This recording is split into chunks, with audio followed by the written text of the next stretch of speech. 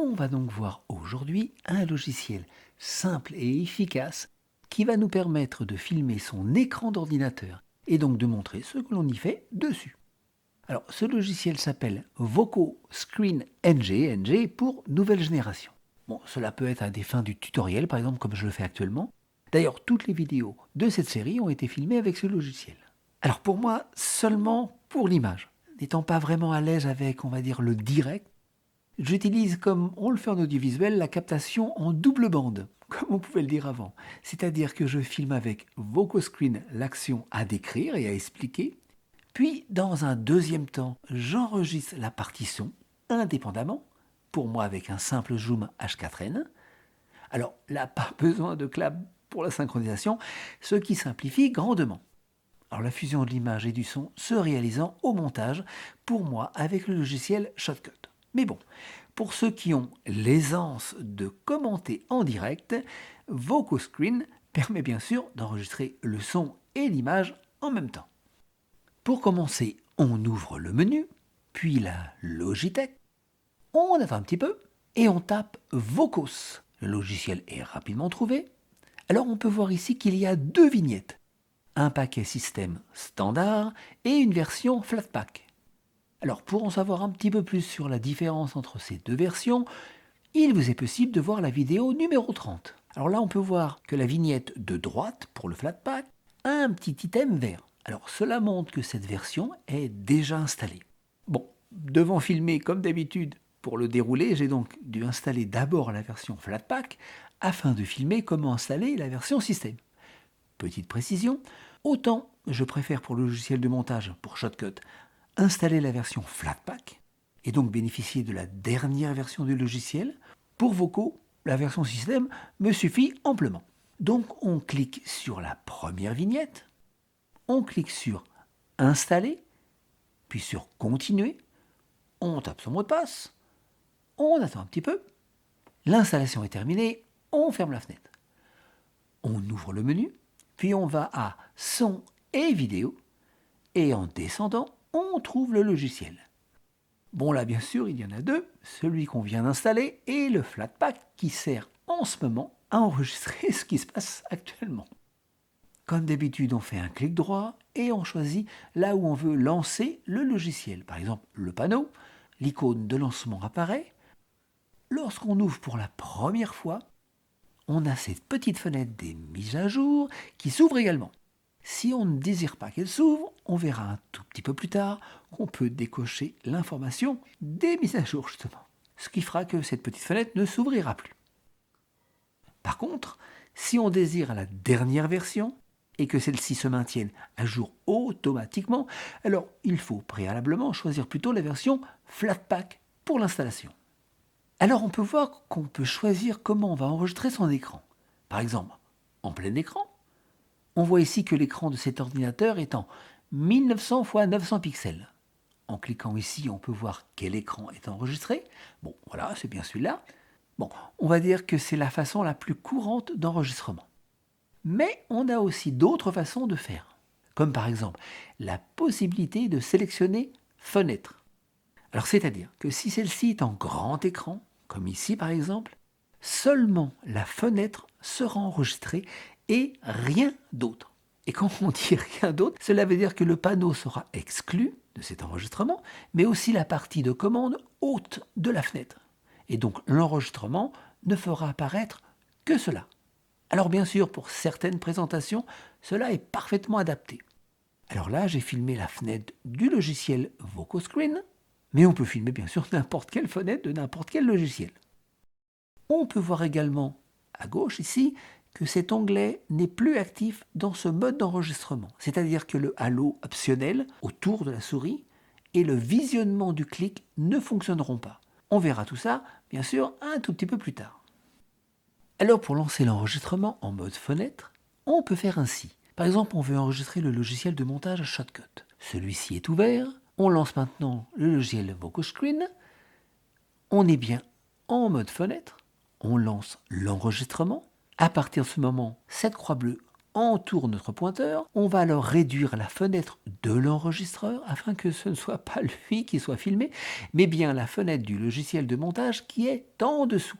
Puis on double-clique pour ouvrir l'enregistrement. Si on a sélectionné et donné un temps de compte à rebours avant l'enregistrement, celui-ci se lance et la vidéo s'enregistre. Pour arrêter, on peut par exemple passer directement par la fenêtre du logiciel. Alors voilà le film qu'on obtient. Pas de partie haute et basse, celles-ci sont noires. Mais bon, si on veut plutôt cela, c'est-à-dire sans barre noire en haut et en bas, et donc en plein écran absolu, on va dire, on choisit plutôt le mode plein écran, on lance l'enregistrement, et pendant le compte à rebours, on appuie sur la touche F11 de notre clavier, ce qui a pour effet de mettre certains logiciels, comme par exemple Shotcut, en plein écran. C'est donc ainsi que l'enregistrement se réalise. Pour stopper, on appuie à nouveau sur F11 et on peut ouvrir le logiciel d'enregistrement et terminer. Alors, dernière possibilité, on peut faire un enregistrement limité à une zone bien définie. Dès qu'on coche cette petite fenêtre apparaît, on peut la déplacer où on veut, on peut la mettre à la taille qu'on désire et lancer l'enregistrement que sur la zone sélectionnée. Pour faire disparaître la sélection, on doit automatiquement cliquer par exemple sur plein écran. Nous avons ici le compte à rebours. Comme on a pu le voir tout à l'heure, 5, 4, 3, 2, 1. À 0, il est inactif. On le règle comme on le désire. Il va nous permettre finalement de faire quelques actions avant que l'enregistrement commence réellement. C'est bien pratique. Alors là, pour l'agrandissement, je suis un petit peu dubitatif. Difficile à utiliser, enfin pour moi en tout cas. En fait, on crée une loupe qui accompagne la souris. Alors celle-ci peut être de forme carrée, ronde ou ovale. Si on désire enregistrer le son avec l'image, on ouvre cet onglet et on sélectionne la source voulue. Si on désire enregistrer sa voix, on branche un micro sur son ordinateur et on sélectionne le deuxième. Pour avoir seulement le son qui est sur le PC, on sélectionne le premier. Et si on veut enregistrer aucun son, on ne sélectionne rien du tout. Au point de vue codec, on est un petit peu limité, donc on laisse sur Opus. Maintenant, si on va sur cet onglet, on peut régler la cadence d'image de 10 à 60 images secondes. Personnellement, je sélectionne 30. Pour le format d'enregistrement, on a là, par contre, beaucoup plus de choix. J'aime bien, moi, personnellement, le MP4 à partir du moment où je vais faire un montage. Mais donc, à chacun de voir ce qui lui convient le mieux et pour quelle finalité le film est enregistré. Après, pour le codec de l'image, on a le choix entre H264 et x264. Alors, si on a un ordinateur relativement récent avec un CPU correct, et qu'en plus on recherche la meilleure qualité, alors on choisit le x264.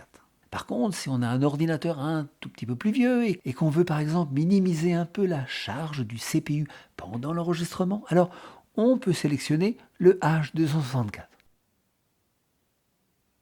Par exemple, si on ne veut pas enregistrer sa souris, on coche ici. Maintenant, si on ouvre cet onglet, on peut définir là où la vidéo va être enregistrée. Alors, me servant souvent de ce logiciel, j'ai créé un dossier spécifique portant le nom de Vocos.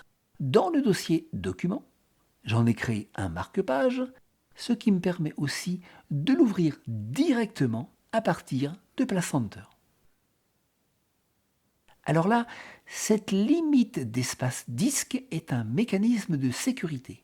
Par exemple, si cette limite ici de 250 mégaoctets est atteinte pendant un enregistrement, alors celui-ci est interrompu.